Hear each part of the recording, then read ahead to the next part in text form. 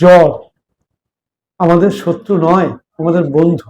কারণ আপনার শরীরে ভাইরাল বা ব্যাকটেরিয়াল অ্যাটাক হয়েছে, আপনি বোঝার আগে শরীর বুঝেছে, তাই শরীর তাকে মারার জন্যে শরীরের টেম্পারেচার বাড়াচ্ছে। যখন টেম্পারেচার বাড়াচ্ছে তখন আমরা বুঝতে পারছি যে আমার জ্বর এসেছে। আমরা জ্বরের জন্য বিভিন্ন অপ্রাকৃতিক ওষুধ দিয়ে সেই জ্বরকে থামাচ্ছি। ওষুধ খাওয়ার ফলে কি হচ্ছে, জ্বর অনেক বেশি লেন্দি হয়ে যাচ্ছে, 7 দিন 10 দিন চলছে, প্লাস দুর্বলতা আসছে। ছোট্ট প্রয়োগ, আপনি আপনার শরীরকে সাহায্য করুন।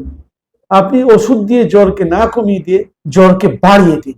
কি করে করবেন? এই পদ্ধতিতে 42 ডিগ্রি সেন্টিগ্রেড তাপমাত্রায় গরম জলে পা ডুবিয়ে রাখুন 40 মিনিট। প্রথম আধ ঘন্টা জ্বরটা যা ছিল তার চেয়ে বাড়বে, কিন্তু তারপরেই দেখবেন ঘাম দিয়ে জ্বর ছেড়ে যাবে। আপনি 6 ঘন্টা পরে আবার জ্বর আসলে আবার করুন। সঙ্গে তুলসী পাতার রস, আদার রস সমপরিমাণ, আর সঙ্গে একটু মধু মিশিয়ে চেটে চেটে খান। দেখুন আপনি আপনার জ্বর থেকে সহজে মুক্তি পাবেন। এতে না কমলে তারপরে রইল চিকিৎসা।